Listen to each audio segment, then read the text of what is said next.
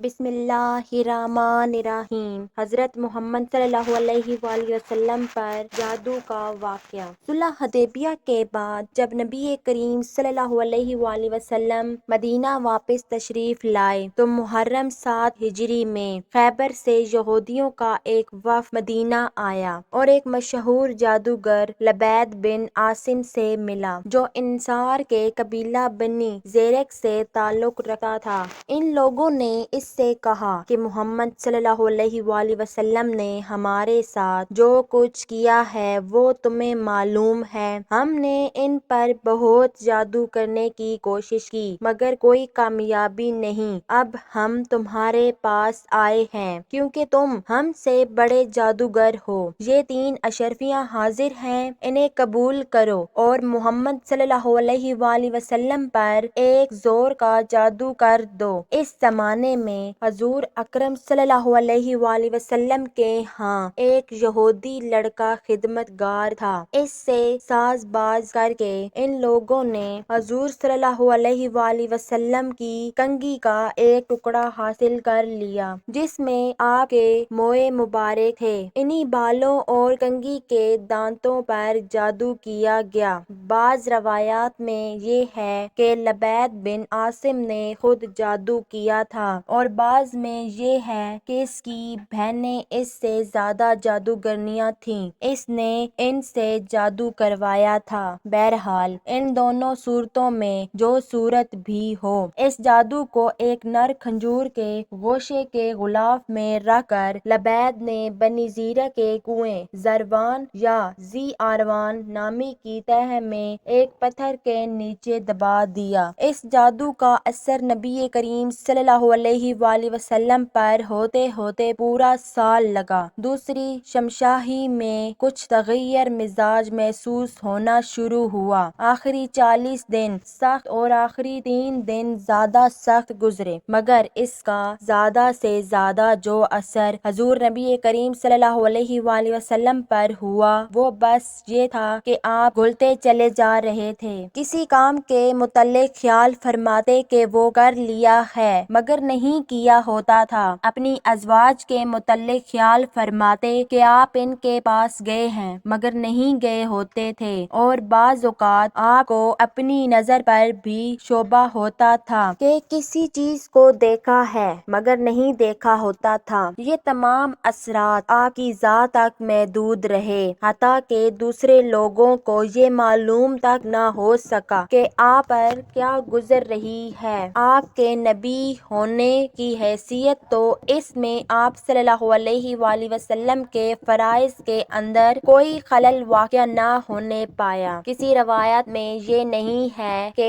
اس زمانے میں آپ قرآن کی کوئی آیات بھول گئے ہوں یا کوئی آیات آپ نے غلط پڑھ ڈالی ہو یا اپنی صحبتوں میں اور اپنے وعظوں اور خطبوں میں آپ کی تعلیمات کے اندر کوئی فرق واقع ہو گیا ہو یا کوئی ایسا کلام آپ نے وحی کی حیثیت سے پیش کر دیا ہو۔ آخر کار ایک روز آپ حضرت عائشہ کے ہاں تھے کہ آپ نے بار بار اللہ تعالیٰ سے دعا مانگی۔ اسی حالت میں نیند آ گئی یا غندگی طاری ہوئی اور پھر بیدار ہو کر آپ نے حضرت عائشہ سے کہا کہ میں جو بات اپنے رب سے پوچھتا تھا وہ اس نے مجھے بتا دی ہے۔ حضرت عائشہ رضی اللہ عنہا نے عرض کیا کہ وہ کیا بات ہے؟ آپ نے فرمایا 2 آدمی میرے پاس آئے، ایک سرہانے کی طرف تھا اور دوسرا پائناتی کی طرف۔ ایک نے پوچھا انہیں کیا ہوا؟ دوسرے نے جواب دیا ان پر جادو ہوا۔ اس نے پوچھا کس نے کیا ہے؟ جواب دیا لبید بن عاصم نے۔ پوچھا کس چیز میں کیا ہے؟ جواب دیا کنگھی اور بالوں میں ایک نر کھجور کے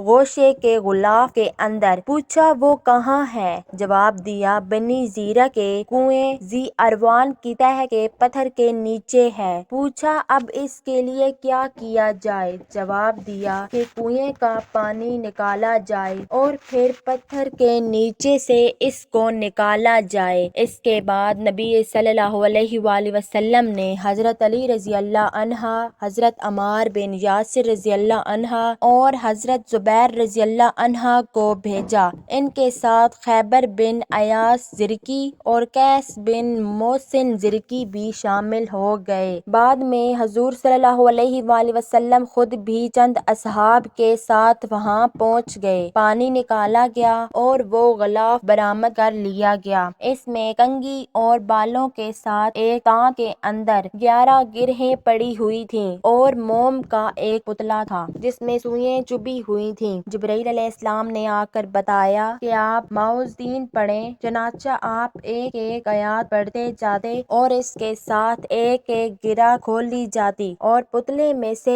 ایک ایک سوئی نکالی جاتی رہی۔ خاتمے تک پہنچتے ہی ساری گرہیں کھل گئیں، ساری سوئیاں نکل گئیں اور آپ جادو کے اثر سے نکل کر بالکل ایسے ہو گئے جیسے کوئی شخص بندھا ہوا تھا، پھر کھل گیا۔ اس کے بعد آپ نے لبیک کو بلا کر باز پرس کی۔ اس نے اپنے قصور کا اعتراف کر لیا اور آپ نے اس کو چھوڑ دیا کیونکہ اپنی ذات کے لیے آپ نے کبھی کسی سے انتقام نہیں لیا۔ یہی نہیں بلکہ آپ نے اس معاملے کا چرچا کرنے سے بھی یہ کہہ کر انکار کر دیا، مجھے اللہ نے شفا دی ہے، اب میں نہیں چاہتا کہ کسی کے خلاف لوگوں کو بھڑکاؤں۔ یہ ہے سارا قصہ اس جادو کا۔ اس میں کوئی چیز ایسی نہیں ہے جو آپ کے منصب نبوت میں قادح ہو۔ ذاتی حیثیت سے اگر آپ کو زخمی کیا جا سکتا تھا جیسا کہ جنگ احد میں ہوا، اگر آپ گھوڑے سے گر کر چوٹ کھا سکتے تھے جیسا کہ حدیث سے ثابت ہے، اگر آپ کو بچھو کاٹ سکتا تھا جیسا کہ کچھ اور حدیث میں ثابت ہوا ہے، اور ان میں سے کوئی بھی چیز اس تحفظ کے منافی نہیں ہے جس کا نبی ہونے کی حیثیت سے اللہ نے آپ سے وعدہ کیا تھا، تو آپ اپنی ذات حیثیت میں جادو کے اثر سے بیمار بھی ہو سکتے تھے۔ نبی پر جادو کا اثر ہو سکتا ہے، یہ بات تو قرآن مجید سے بھی ثابت ہے، جیسا کہ قرآن مجید میں بیان کیا گیا ہے کہ بابل میں